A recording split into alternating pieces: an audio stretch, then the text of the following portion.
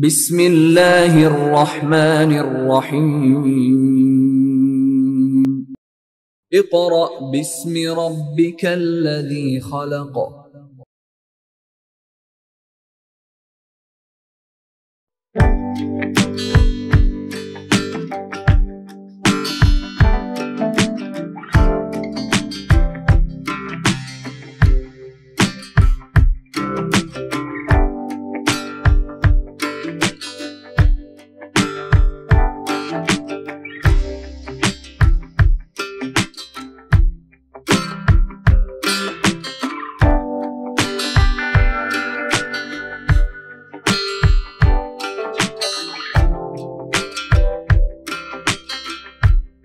Bismillahirrahmanirrahim. My dear students of class 7, now we are going to start work for day 3. Student, in previous day हमने sets को जो है उसकी waves पढ़ी थी कि हमने उसको किस तरह लिखना है और हमने उसको किस तरह जो सा है बताना है। हमने उसकी वेव्स पढ़ी थी 3, डिस्क्रिप्टिव, टेबुलर और सेट बिल्डर फॉर्म। ठीक है, आज हमने यूज़ करने हैं सेट्स में ऑपरेशंस। स्टूडेंट, अगर हम देखें मैथ्स में ऑपरेशन वर्ड यूज़ हो तो हम उसकी जगह पर कह सकते हैं कि इसके अंदर एक ऑपरेशन के अंदर क्या आएगा, प्लस, माइनस, डिवाइड और मल्टीप्लाई। जब हमने सेट्स में ऑपरेशन अप्लाई करने हो तो स्टूडेंट ऑपरेशंस इसके अंदर 3 हैं। फर्स्ट ऑपरेशन है यूनियन, सेकेंड है इंटरसेक्शन और थर्ड है डिफरेंस। ठीक है स्टूडेंट, मैंने क्या कहा है कि सेट्स में 3 ऑपरेशन हैं। फर्स्ट ऑपरेशन है यूनियन, सेकेंड है इंटरसेक्शन, थर्ड है डिफरेंस। Is it clear? देखिए स्टूडेंट, यूनियन क्या होता है? यूनियन से हमें पता चल रहा है कि हम किसी भी चीज को क्या लेके बैठे हुए हैं, इकट्ठा करना। मैं आपको एक एग्जांपल देती हूँ कि आप देखेंगे इलेक्शन होते हैं तो जो यूनियन होती है वो क्या होता है, आपने सुना होगा कि आपकी यूनियन 89 है, आपकी यूसी ये है। तो ये क्या है कि सारे लोगों को एक जो सा काउंसलर या नाइम नाज़िम ये लेके बैठे हुए हैं, इन्हें इकट्ठा करके रखते हैं। इसी तरह यूनियन में क्या है, सेट्स ऑफ यूनियन स्टूडेंट जो रिप्रेजेंट कर रहा है ये यू को। ठीक है, जो यू लिखा होगा वो हमारे पास क्या है, यूनियन है। अब आप इसमें देखें, मैं एक सेट ले लेती हूँ 1 2 3, ये आपके एग्जाम्पल्स हैं। ब्रैकेट क्लोज, बी मैंने लिख लिया 4 5 और 6। स्टूडेंट, मैं यहां पे फाइंड करूंगी ए यूनियन बी। देखिए, यूनियन का मतलब होता है कि हर चीज को आप इकट्ठा कर लें। फर्स्ट ऑफ ऑल क्या आएगा यहाँ पे, 1 2 3 4 5 6। अब आप देखिए यहाँ पर ये 2 ब्रैकेट्स थी, मैंने यूनियन में इसको एक ब्रैकेट यूज की और उसमें ही सारे नंबर लिखते हैं। तो 2 ब्रैकेट से मैं एक ब्रैकेट में लेकर आई हूँ, इसे हम क्या कहते हैं, यूनियन कहते हैं, जिसके अंदर आप जो सा है consisting of all elements A set और B set. Is it clear कि ए सेट के और बी सेट के मैंने एक ही ब्रैकेट में सारे एलिमेंट्स लिख दिए हैं, वो क्या कहलाते हैं, सेट हमारे पास यूनियन सेट कहलाते हैं। नेक्स्ट देखें, नेक्स्ट है आपके पास intersection of our sets. Intersection का मतलब ये होता है कि इसमें आपने मिलते जुलते एलिमेंट्स को एक जो है उसमें लिखना है। ये रिप्रेजेंट करता है, इस यू इस तरह लिखा रहता है। अगर मैं इसको दूसरी तरफ से लिखूं, इसे उल्टा लिख दूं तो ये वो क्या बन जाता है, इंटरसेक्शन बन जाता है। ए इंटरसेक्शन बी, इसको हम किस तरह पढ़ते हैं, ए इंटरसेक्शन बी। इसमें क्या होता है, इसकी डेफिनेशन छोटी सी ये है, consisting of common elements. Is it clear? मैं यहाँ पे यूज करती हूँ कि मैंने यहाँ पे इंटरसेक्शन लेना है।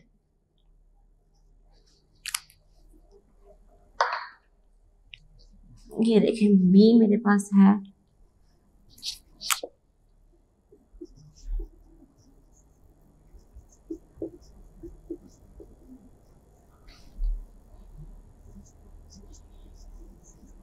जी स्टूडेंट देखिए, क्या 1 ए में जो 1 लिखा हुआ है वो बी में लिखा हुआ है, बी सेट पे नहीं है।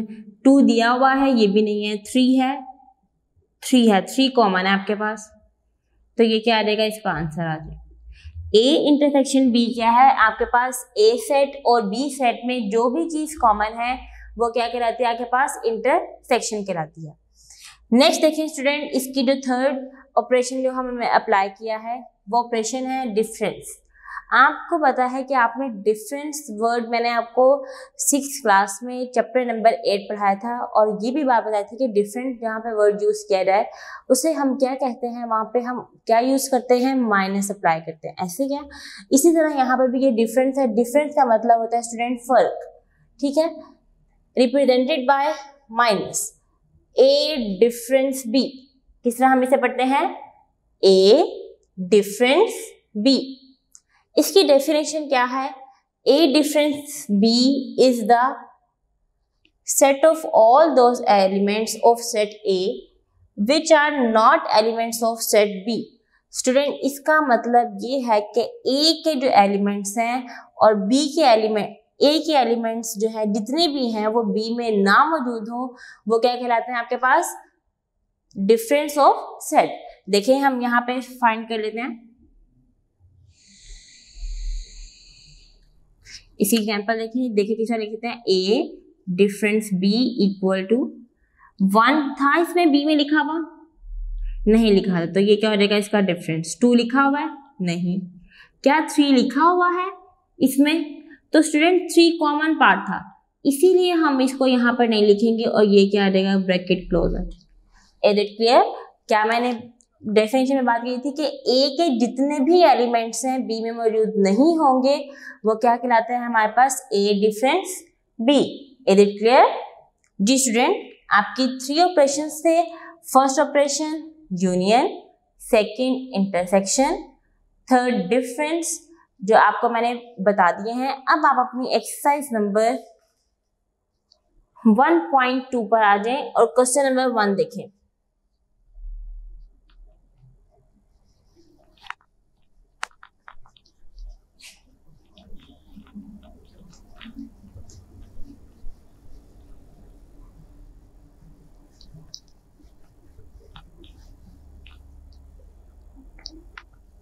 जी स्टूडेंट, आपकी एक्सरसाइज नंबर है 1.2।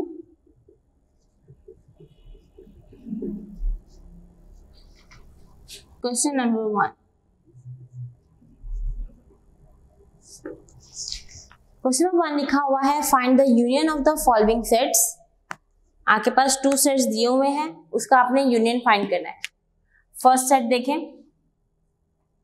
A equal to 1 3 5,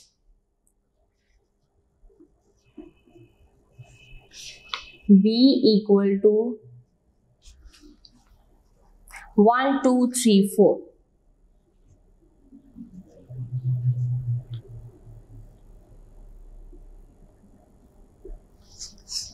ji student, आप इसे लिखेंगे कैसे, A union B equal to, सबसे पहले क्या लिखा हुआ है, A लिखा हुआ है, आप A की वैल्यू लिख लें, देन साइन है यूनियन का,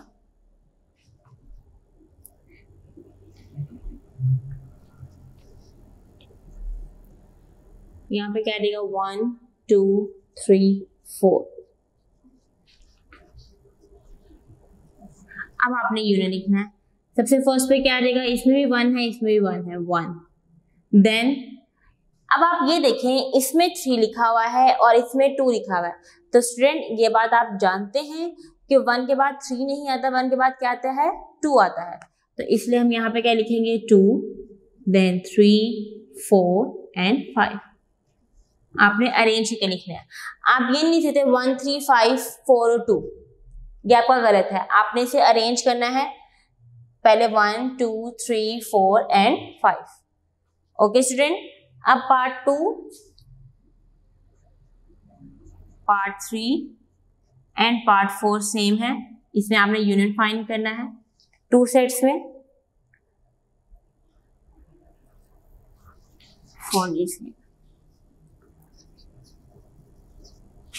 पार्ट 4 देखें, पार्ट 4 लिखा हुआ है C equal to IOU, then है D equal to AEO, E equal to IEU। अब आप देखें, आपने पहला सवाल किया था वो कितने सेट्स में था, 1 and 2 सेट्स में। अब आपके पास कितने सेट्स में है, 1 2 3। तो स्टूडेंट सबसे पहले आप इसे लिखेंगे कैसे, देखें, लिखेंगे C union D union and E। 3 union use कर रहे हैं, सॉरी 3 सेट्स हैं और 2 यूनियन अप्लाई होना है, तो आपने एक में क्या यूज कर लेनी है, ब्रैकेट। दोबारा देखें, 1 2 3 सेट्स में हमने यूनियन अप्लाई करना था, मैंने लिखा C union D union E। 3 sets थे, तो स्टूडेंट मैंने पहले 2 सेट्स के ऊपर ब्रैकेट यूज कर ली। पहले हम वो सॉल्व करेंगे, देन सेकंड, फिर जो दूसरा होगा वो सॉल्व करेंगे। यहाँ पे हम पहले क्या यूज सॉल्व करेंगे, D यूनियन A, E आ जाएगा। D की वैल्यू क्या दी हुई है, AEO यूनियन, E की वैल्यू क्या दी हुई है स्टूडेंट, IEU। पहले क्या आएगा, AEIOU।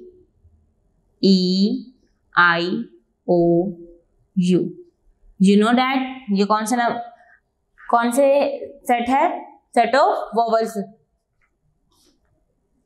नेक्स्ट देखें,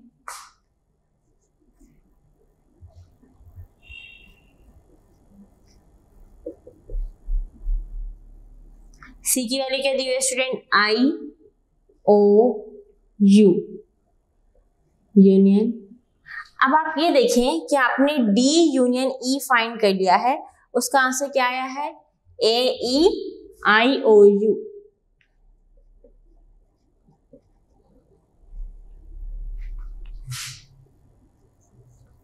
D स्टूडेंट यूनियन लेना है तो क्या आ जाएगा आपके पास,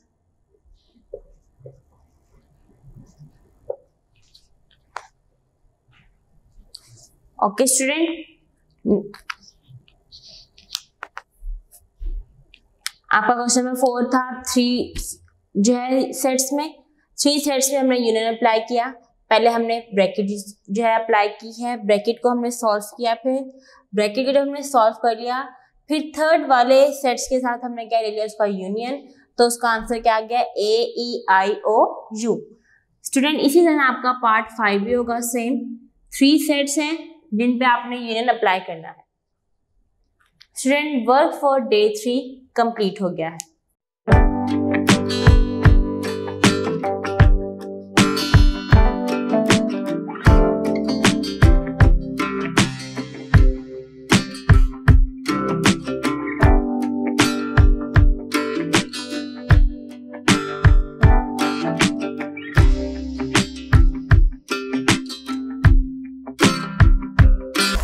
Now we are going to start work for day 4.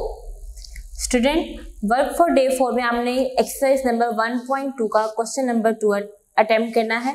Question number 2 के दिया हुआ है फाइंड द इंटरसेक्शन, आपकी ऑपरेशन ऑन अ सेट का पार्ट 2।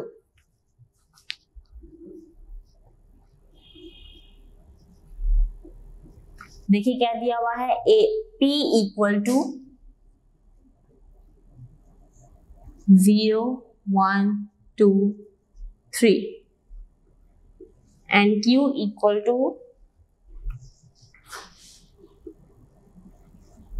-3 -2 -1 and 0। स्टूडेंट अब आपका एक क्वेश्चन आपके दिमाग में ये भी होगा कि लास्ट लेक्चर में जब मैंने आपको डे 1 में पढ़ाया तो मैंने कहा था set of prime number equal represent करता है, वो किसे रिप्रेजेंट करता है, P से। लेकिन प्राइम नंबर होते हैं हमारे पास 2 3 5 7 अप टू सो ऑन। यहाँ पे तो लिखा हुआ है 0 1 2 3, ये तो प्राइम नंबर नहीं है, फिर P क्यों दिया हुआ है। स्टूडेंट्स देखिए मेरे पास आपको मैंने ये बात बतानी थी कि सेट्स जब आपके पास दिए जाते हैं तो हम सेट्स को किसी भी वेरिएबल से रिप्रेजेंट कर सकते हैं, ठीक है। अगर उन्होंने कहा हुआ है कि set of natural numbers, set of whole numbers, मतलब उन्होंने आपको बता दी कौन कौन से सेट्स हैं, तो उनको आपने उसी डिजिट से रिप्रेजेंट करना है, वो जिस डिजिट से रिप्रेजेंट कर रहे हैं। जब आपके पास ये इस तरह दिए जाएं, यहाँ आप कोई भी वेरिएबल यूज कर सकते हैं, इससे कोई भी प्रॉब्लम आपको नहीं होती। Is it clear? ये आपके दिमाग में क्वेश्चन आया था, मैंने आपके क्वेश्चन आने से पहले मैंने आपको आंसर बता दिया है कि आपके पास जब उन्होंने सेट्स में बताया है कि हम नेचुरल नंबर को एन से रिप्रेजेंट करते हैं, होल को डब्ल्यू से, और जो है ओड को ओ से, इवन को ई से, प्राइम को पी से, कंपोजिट को सी से रिप्रेजेंट करते हैं। तो जब आपके पास ये वर्ड्स यूज किए जाएंगे तब आपने वही सिंबल यूज करने हैं। Is it clear? और जब आपके पास उन्होंने एक सिंपल सा सेट दिया होगा कि 1 2 3 4 इक्वल टू पी या 1 2 3 4 इक्वल टू क्यू, तो इससे कोई प्रॉब्लम नहीं होती है। क्लियर? अब हम इंटरसेक्शन फाइंड करते हैं। यहाँ पे क्या रहेगा? पी इंटरसेक्शन क्यू,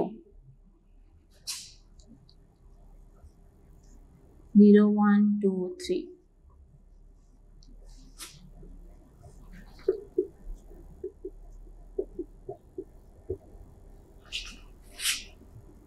जी स्टूडेंट, हमने इंटरसेक्शन में पढ़ा था क्या चीज हम लिखते हैं, इसमें कॉमन पार्ट लिखते हैं। देखिए 0 लिखा हुआ है, इसमें ये लिखा हुआ है, 1 है, इसमें 1 तो लिखा हुआ है, लेकिन ये नेगेटिव है 1 और ये क्या है स्टूडेंट? पॉजिटिव 1 है। क्या ये दोनों सेम हो सकते हैं? नहीं हो सकता है। तो इसीलिए अब आपका जो आंसर है वो क्या है जी? ओनली 0। क्लियर? पार्ट 2 देखें।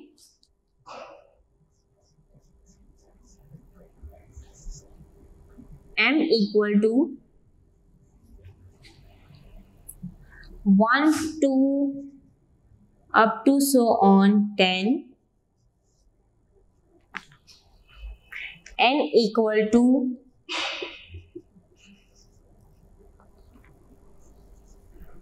1 3 5 7 9। यहाँ पे आप लिखिए m इंटरसेक्शन n। जी स्टूडेंट, कॉमन पार्ट लिखने हैं 1 से लेके 10 तक। यहाँ पे सारी काउंटिंग लिखी हुई है, अप टू सॉन में इसलिए लिखा कि आपकी जो वरना फिर बहुत बड़ी ब्रैकेट हो जाती। यू नो डैट के लास्ट टाइम मैंने को बताया था कि अप टू सो ऑन हम क्यों लिखते हैं। 1 लिखा हुआ इसमें भी है। पहले हम सबसे पहले इसको लिखेंगे इस तरह 1 2 3 up to so on 10 intersection 1 3 5 7 9। जी क्या आ जाएगा? 1 3, ये सारी वैल्यूज इसके अंदर मौजूद हैं, एग्जिस्ट करती हैं स्टूडेंट इसके अंदर। तो ये हमारे पास क्या आ जाएगा? आंसर है। Is it clear? अब देखें आपके पार्ट 3 सेम है, अब आप खुद अटेम्प्ट करेंगे। पार्ट 4 देखें। पार्ट 4 में उन्होंने 3 सेट्स दिए हुए हैं जिसमें उन्हें इंटरसेक्शन अप्लाई करना है।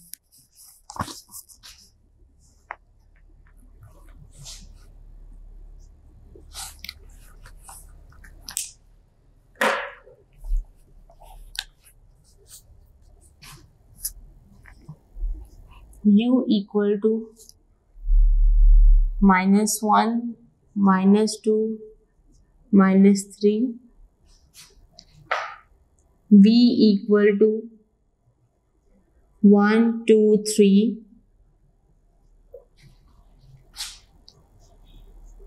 w equal to 0 plus -1 plus -2। Ji student, सबसे पहले आप लिखेंगे इसे u intersection v intersection w। Last वाले 2 पे आपने क्या कर ली? ब्रैकेट यूज कर ली। अब देखिए पहले आप ब्रैकेट सॉल्व करें, v इंटरसेक्शन w। तो स्टूडेंट v की पहले आप वैल्यू लिख लें।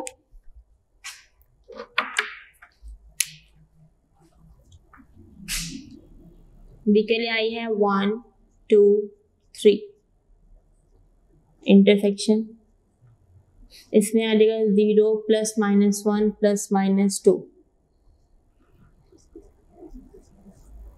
जी स्टूडेंट, यहाँ पे देखिए क्या इधर 0 लिखा हुआ है? नहीं। 1 यहाँ पे ये पॉजिटिव 1 है, जिसके साथ कोई साइन नहीं होता उसके साथ कौन सा साइन होता है स्टूडेंट? पॉजिटिव होता है, पॉजिटिव 1। और यहाँ पे भी क्या है? पॉजिटिव 1 है, लेकिन नेगेटिव 1 नहीं है। पॉजिटिव 2 इधर भी लिखा हुआ है, इधर 3 नहीं लिखा हुआ, तो इसलिए हम यहाँ पे क्या कर देंगे? ब्रैकेट क्लोज कर देंगे। नेक्स्ट देखें, U intersection V intersection W। U की वैल्यू क्या है? -1 -2 -3 इंटरसेक्शन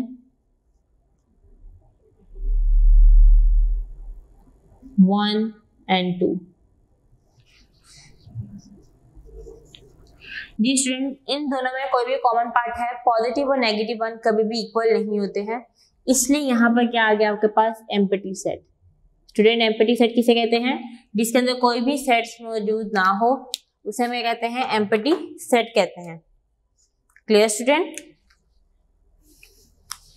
अब आपने पार्ट 5 को अटेम्प्ट करना है सेम पार्ट 4 की तरह। ओके, 3 सेट्स दिए हुए हैं, उसमें आपने इंटरसेक्शन अप्लाई करना है। नेक्स्ट देखिए क्वेश्चन नंबर 3। क्वेश्चन नंबर 3 में लिखा हुआ है if set equal to natural numbers. सब अपनी बुक पे देखें क्वेश्चन नंबर 3 क्या लिखा हुआ है।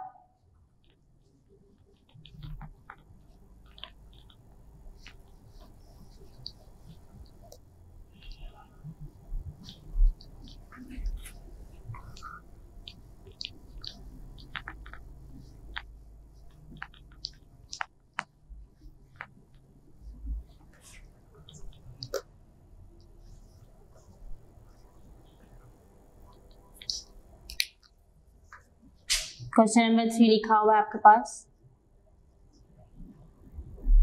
n equal to set of natural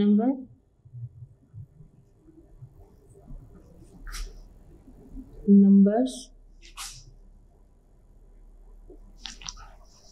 और लिखा हुआ है w इक्वल टू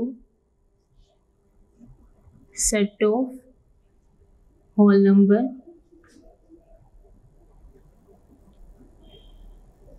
ये लिखा हुआ है। अब आप देखिए उन्होंने कहा हुआ है कि आपने फाइंड करना है n union w and n intersection w। ठीक है, पहले हमें यूनियन फाइंड करना है और फिर आपने क्या फाइंड करना है स्टूडेंट? इंटरसेक्शन। सबसे पहले आप इसे चेंज कर लें, n equal to 1 2 3 4 up to so on. आपके पास w क्या student? You know that w is a whole number. कहाँ से स्टार्ट होता है? 0 से। 0 1 2 3 up to so on. First value आप फाइंड कर लें, n union w equal to 1 2 3 up to so on and union equal two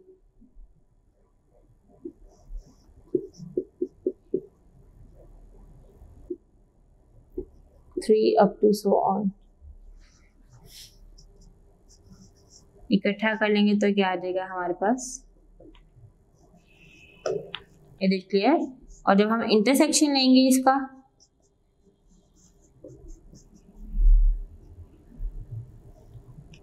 intersection 0 1 2 3, तो student common part क्या आ रहा है इसके अंदर? 0 अनकॉमन है, बाकी क्या आ जाएगा? 1 2 3 अप टू सो ऑन। इसमें 0 नहीं लिखा हुआ था इसलिए 0 के पास क्या है? अनकॉमन वैल्यू है। बाकी 1 2 3 अप टू सो ऑन जितने भी काउंटिंग चल रही है वो क्या है? आपके पास कॉमन है, तो हमारे पास ये आंसर आ जाएगा। Clear student? इसी तरह आपका क्वेश्चन नंबर 4 दिया हुआ है, if p equal to set of prime numbers and c equal to set of composite numbers, then find p union c and p intersection c। आपने प्राइम नंबर्स क्या होते हैं, कंपोजिट नंबर्स क्या होते हैं स्टूडेंट्स, ये मैंने आपको बताया हुआ है, उसके अकॉर्डिंग आपने एक क्वेश्चन सॉल्व कर लेना है। इस तरह आपने क्वेश्चन नंबर 4 खुद अटेम्प्ट करना है, सेम क्वेश्चन 3 की तरह। नेक्स्ट देखिए क्वेश्चन नंबर 5। क्वेश्चन नंबर 5 में लिखा हुआ है 3 सेट्स दिए हुए हैं, उनको हमने सॉल्व करना है।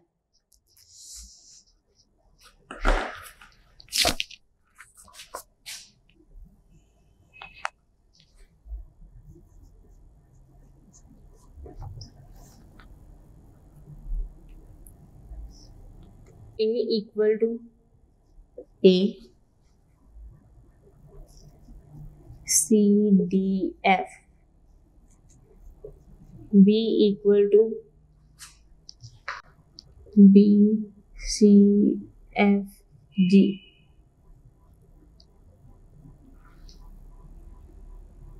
C equal to C, F, G, H। ठीक है स्टूडेंट, फर्स्ट पार्ट उन्होंने दिया हुआ, देखिए सॉल्व करते हैं हम इसको। A union B union C, second part दिया हुआ है A intersection B intersection C। जी स्टूडेंट सॉल्व करेंगे। सबसे पहले आपने ब्रैकेट सॉल्व करनी है, B यूनियन C।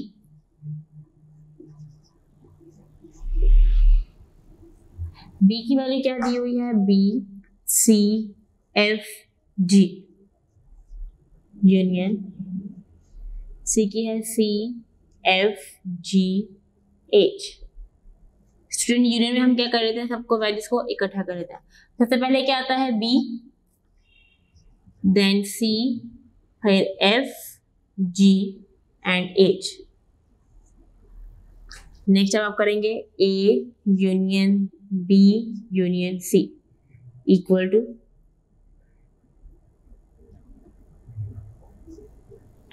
A की वैल्यू क्या दी हुई है, A C D F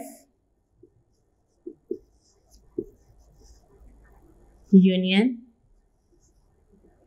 B C F G H। इसको अब आप कॉमन देख लें, इसमें इकट्ठा करेंगे कैसे आएगा, A B C F G H, यहाँ D भी आएगा। तो ये स्टूडेंट यहाँ के पास क्या हो गया, यूनियन फाइंड कर लिया। इसी तरह आपने इंटरसेक्शन फाइंड करना है। सबसे पहले B intersection C, B C F G intersection क्या देगा हमारे पास, C F G H।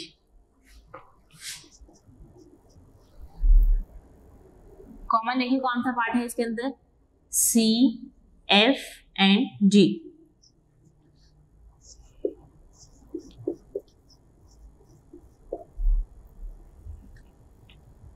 एक की वैल्यू क्या दी हुआ है, A C D F intersection जी स्टूडेंट, इसकी वैल्यू क्या आई है हमारे पास, C F G।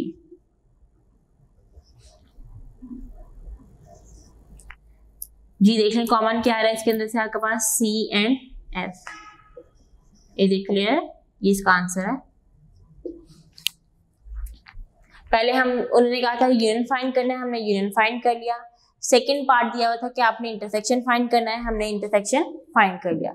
इसी तरह स्टूडेंट क्वेश्चन नंबर 6 दिया हुआ है, सेम ऐसे ही वो आपने खुद सॉल्व करना है। नेक्स्ट देखें क्वेश्चन नंबर 7। आपको मैंने 3 ऑपरेशंस पढ़ाए थे। फर्स्ट ऑपरेशन था यूनियन, सेकंड ऑपरेशन था आपके पास इंटरसेक्शन एंड थर्ड डिफरेंस। तो स्टूडेंट क्वेश्चन नंबर 7 आपका डिफरेंस के लिहाज से है।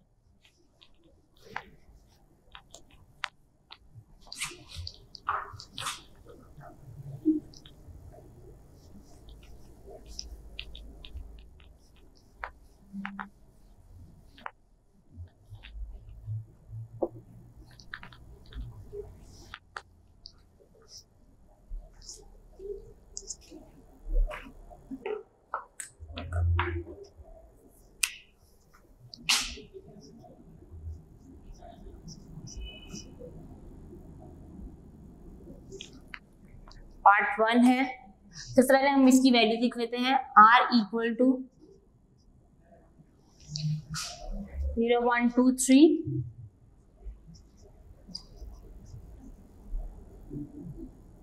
is equal to 1 2 3, सॉरी ये तो t है, 0 2 4 and t equal to 3 1 2 3 4।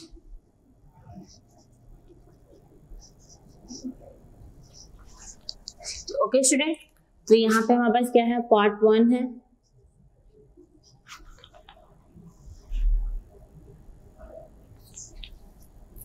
Student बहुत ही इजी से क्वेश्चन है इसके।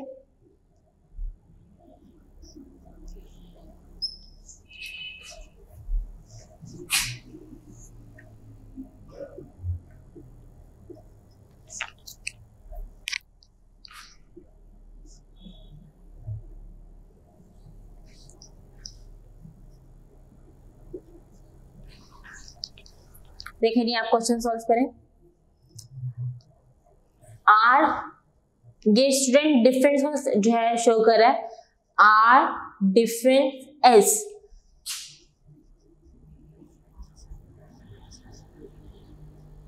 आर की वैल्यू क्या है, 0 1 2 3। डिफरेंस का साइन यूज करेंगे, 0 2 4 ब्रैकेट क्लोज। अब आपने ये देखना है कि R के जो एलिमेंट्स हैं वो S में मौजूद नहीं होते, मतलब एग्जिस्ट ना करे। 0 इसमें एग्जिस्ट कर रहा है, 1 है इसके अंदर, नहीं है, 1 यहाँ लिख देंगे, 2 है इसमें G, और आगे क्या देगा 3। ये इसका आंसर है। फिर देखिए मैंने क्या कहा कि R के जितने भी एलिमेंट्स हैं वो अगर S में नहीं होंगे तो वो आपके पास क्या होगा, डिफरेंस होगा। T माइनस S देख लीजिए, आर टी है आपके पास 1 2 3 4 माइनस 0 2 4।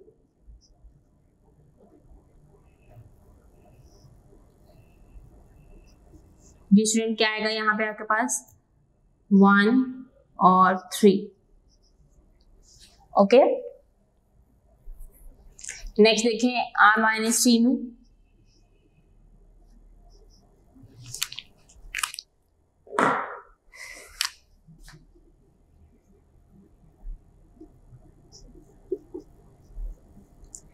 आर की वैल्यू है 0 1 2 3 माइनस 1 2 3 4। जिसमें कॉमन पार्ट जो नहीं है वो देखें, 0 है इसके अंदर, नहीं है, 0 आ जाएगा, 1 भी है, 2 भी है और 3 भी है, तो इसलिए इसका आंसर क्या होगा, 0। नेक्स्ट देखें S माइनस R। S है 0 2 4 माइनस 0 1 2 3।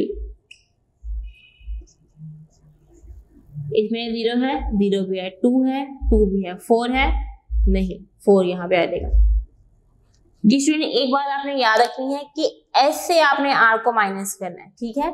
जो R के एलिमेंट, जैसे इसमें 1 नहीं था, आप वो यहाँ नहीं लिख सकते, इसके अंदर 3 नहीं था, वो यहाँ नहीं लिख सकते, इसलिए S को आपने R से माइनस किया था। R की जो कॉमन पार्ट नहीं है वो उसका आंसर होगा। Is it clear?